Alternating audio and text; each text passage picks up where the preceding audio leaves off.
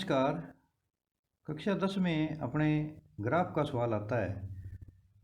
उसके अंदर अपने ग्राफ के सवाल हल करते हैं।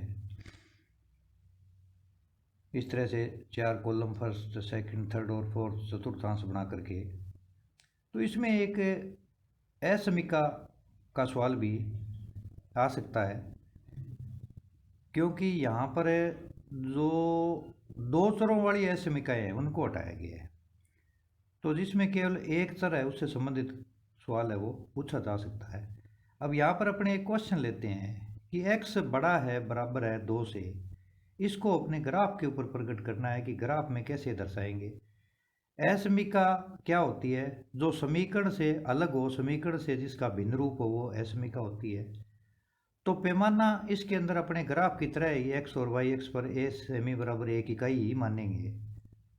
इसके अंदर अपने क्या करेंगे, जिस तरह से अपने ग्राफ का सवाल करते हैं उसी तरह से हम क्या करेंगे, ग्राफ का है वो इस तरह से डिवाइडेशन कर लेंगे। अपने यहाँ 1 2 3 4 प्लस में, ये ऊपर प्लस में, ये संख्या रेखा के विपरीत यहाँ माइनस में, तो नीचे भी माइनस में, यहाँ पर है वो लिख लेंगे हम। अब यहाँ पर हमें ये दर्शाना है कि x बड़ा है बराबर है 2 से। ये असमीका है, इसको अपने इसके ऊपर दिखाना है। तो सिंपल इसके अंदर अपने क्या करेंगे कि हम इसको मान लेंगे कि x बराबर 2 है। अब x बराबर 2 कहाँ पर आता है कि x का मान 2 यहाँ पर आता है, और y का मान इसमें क्योंकि y है ही नहीं तो y 0, तो 2,0 बिंदु ये होगा हमारा। तो हम क्या करेंगे, इसके अंदर x बराबर 2 को दर्शाने के लिए y एक्स के, ये y एक्स है, इसके समांतर एक ऐसे रेखा खींच देंगे हम। अब यहाँ पर क्या है, ये कह रहा है कि x का मान या तो 2 के बराबर हो या 2 से बड़ा हो।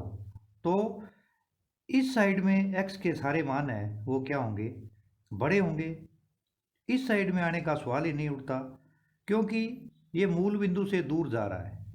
यानी 2 का मतलब है y एक्स के समांतर ऐसे हम रेखा है वो अंदाजे से थोड़ा सा ले लेंगे हम, 2-3 पॉइंट ऊपर ले लेंगे, 2-3 पॉइंट नीचे लेकर के, और यहाँ हम क्या करेंगे, ऐसे तीर के निशान लगा देंगे और इसको थोड़ा है वो 1-2 खानों को है वो गहरा काला कर देंगे अपने इस तरह से पेंसिल से। तो ये जो क्षेत्र होगा ये इसका हल क्षेत्र होगा x बराबर 2 का। यानी ये जो x का मान हमें कह रहा है कि या तो 2 से बड़ा होना चाहिए असमीका, और या 2 के बराबर होना चाहिए। तो यहाँ पर 2 से ज़्यादा है इस साइड में, तो ये इसका क्या हो जाएगा, हल क्षेत्र हो जाएगा। और हम असमीका को इसके ऊपर है वो आसानी से है वो इस तरह से चित्र बना करके और दर्शा सकते हैं। इसके बाद में अगर हमें इस तरह का क्वेश्चन पूछ लिया जाए, x की बजाय हमें y वाला क्वेश्चन पूछ ले, तो उसको कैसे हल करेंगे कि y is less than equal to -3। यानी y क्या कह रहा है यहाँ कि जो मेरा मान है ना ये -3 से छोटा है या बराबर हो सकता है। अब यहाँ पर हम सिंपल करने का तरीका क्या है कि एक बार इसको मान लेंगे y बराबर -3। अब y बराबर -3 मान ये होता है, y का मान ये y एक्स है। तो यहाँ हम क्या करेंगे, x अक्ष के एक समांतर रेखा ऐसे खींच लेंगे, x अक्ष के समांतर खींच लेंगे। अब y का मान क्या है, ये y कह रहा है मैं छोटा हूँ -3 से, तो इस साइड का जो है ये सारा है वो कलर कर देंगे, छायांकित कर देंगे हमें। तो ये जो इसका हल क्षेत्र है वो समीका का, असमीका का, ये अपने ये बन जाएगा। इसको आप कितना ही जितना मर्जी कर सकते हो। ये जो सारा होगा इस साइड में इधर से ज़्यादा दिखाने की ज़रूरत नहीं है इसके अंदर अपने, तो थोड़ा एक अंदाज़ा लग जाए भी कहाँ तक का हमने लिया है इसके अंदर। वैसे कोई ज़्यादा बहुत ज़्यादा काला करना या उससे कोई ज़रूरत नहीं है, कोई आवश्यकता नहीं है यहाँ पर। तो यहाँ पर सीधा हम ये मान लेंगे कि y बराबर -3 कहाँ पर है, तो y बराबर -3 यहाँ पर है। तो x 0, -3 ये बिंदु हो जाएगा। ये बराबर y बराबर -3 का है वो, ये हल क्षेत्र है वो इस साइड में हमें प्राप्त हो जाएगा।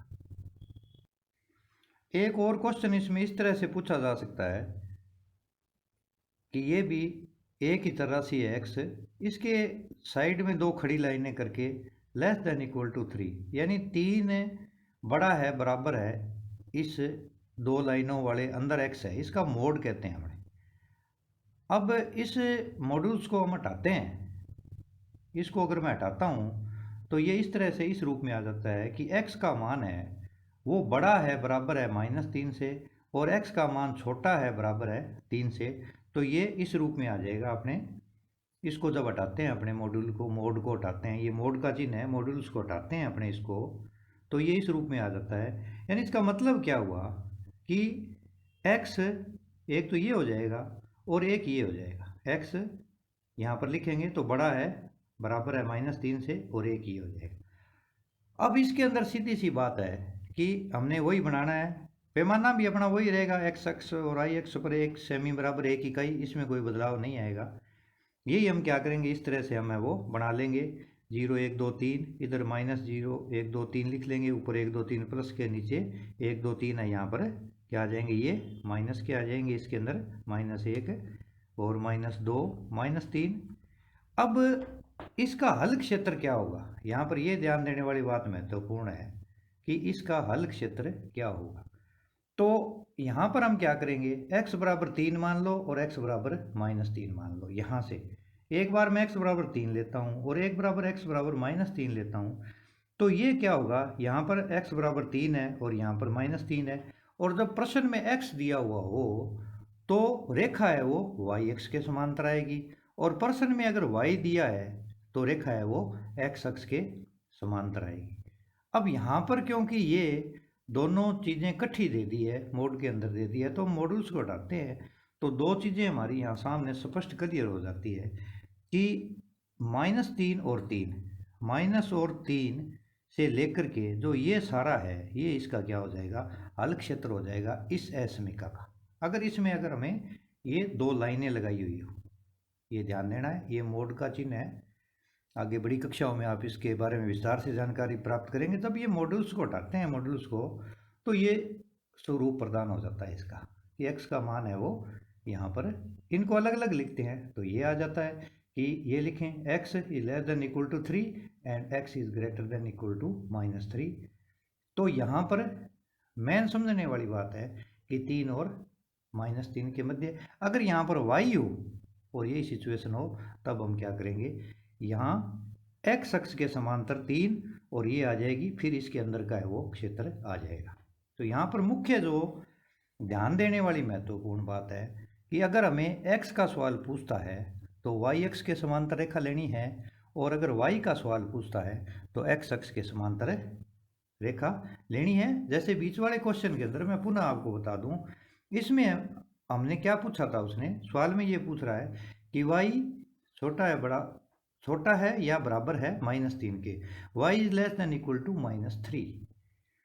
तो यहाँ पर y आ रहा है तो हम क्या करेंगे, x अक्ष के समांतर रेखा लेंगे, क्योंकि यहाँ पर -3 है तो ये -3 यहाँ पर आएगा, और ये इसके बाहर का क्षेत्र है वो हल क्षेत्र सारा हो जाएगा।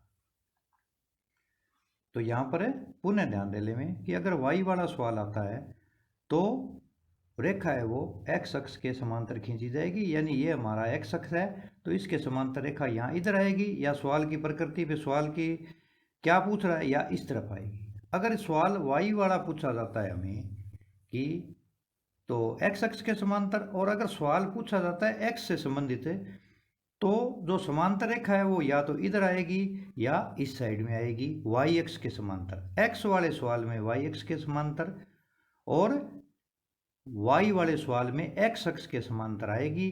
अब वो किस साइड में आएगी, इस साइड में आएगी या इस साइड में आएगी, वो हम सवाल देख करके पता करेंगे। सीधा सिंपल है, अगर ये सवाल दिया हो तो x बराबर 2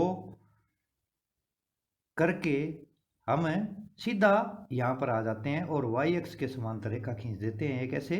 और इसका हल क्षेत्र क्या होगा, क्योंकि अब यहाँ पर ये काम करेगी असमीका में कि x का मान वो कह रहा है कि 2 से बड़ा है या 2 के बराबर है, तो यहाँ तक तो x का मान 2 है, और इस साइड में क्या है, x का मान 2 से बड़ा है।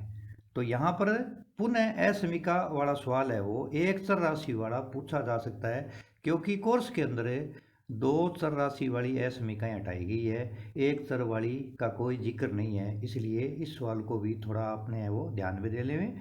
ये कोई मुश्किल सवाल नहीं है, बहुत ही सिंपल सवाल है। तो पुनः ध्यान दें, अगर x से संबंधित सवाल पूछा जाता है तो वाई एक्स के समांतर रेखा खींचेंगे, उसके बाद में जो छायांकित भाग करना है या ब्लैक करना है या काला करना है, वो कौन सा करना है, वो सवाल को देख करके, जैसे इस सवाल में क्या करना है कि x का मान 2 के बराबर है और फिर बड़ा है तो इस साइड में आ जाएगा। इस सवाल के अंदर क्या है, y वाला सवाल हमें दिया है ये, तो x अक्ष के समांतर आएगी। y बराबर एक बार इसको -3 मान लो तो यहाँ पर -3 है। अब ये जो कह रहा है कि y का मान इससे छोटा है, इससे छोटा है, तो ये इस साइड में आ जाएगा क्योंकि ये सारा माइनस वाला है, तो इस साइड में आ जाएगा। और इसके अंदर अगर दोनों तरीके के पूछ ले मोड लगा करके, इसका मतलब क्या होता है कि x का मान है वो 3 से छोटा है और -3 से बड़ा है, यानी इसमें प्लस माइनस के चिन्ह दोनों लेते हैं। इसमें ज़्यादा अपने को दिमाग में ये नहीं डालना कि ये क्या दिया हुआ है, इसको ये समझ लें कि ये लगा हुआ ही नहीं है हमारा। तो x बराबर 3 और x बराबर -3 ये दोनों लेने हैं हमने इसके अंदर। इसको ज़्यादा ये खड़ी लाइनें हैं, ये मोड का चिन्ह है, ये आगे की कक्षाओं में आप अध्ययन करेंगे, इसको दिमाग में ही मत लाओ। अपने सीधा ये समझ लो कि x का मान है वो 3 और -3 के मध्य का क्षेत्र होगा। तो यहाँ पर x 3 है और ये -3 है। और ये समांतर रेखाएं क्यों हुई कि x वाला सवाल पूछा जा रहा है तो वाई एक्स के समांतर रेखाएं खींची जाएगी। ये वाई एक्स के समांतर रेखाएं खींच ली, -2 और 3, इनके जो मध्य का क्षेत्र है इसको अपने क्या करेंगे, छायांकित कर देंगे।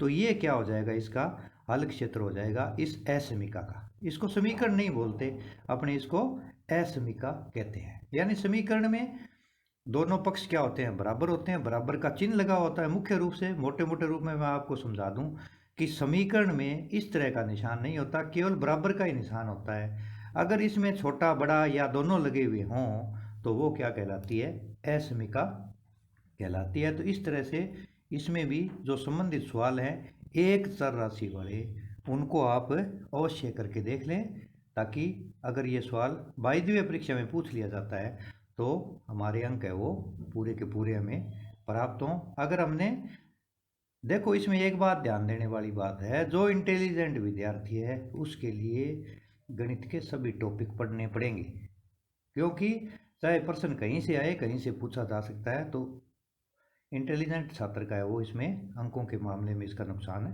हो सकता है, तो थोड़ा इसके ऊपर भी ध्यान दे लें। यहाँ पर मैंने ये समझाने का प्रयास किया है ग्राफ के द्वारा। आप भी एक बार है वो घर पर से जो ग्राफ के सवाल अपने किए थे उससे आगे वाले जो सवाल हैं उनको हल करके, जो असमीका के हैं सिर्फ एक चर राशि वाले, उनको देख करके और एक बार दोहरा लें, तो आपको इसमें अगर सवाल आ गया तो करने में कोई कठिनाई नहीं होगी। इसी के साथ असमीका से संबंधित ये टॉपिक मैं यहीं समाप्त करता हूँ। धन्यवाद।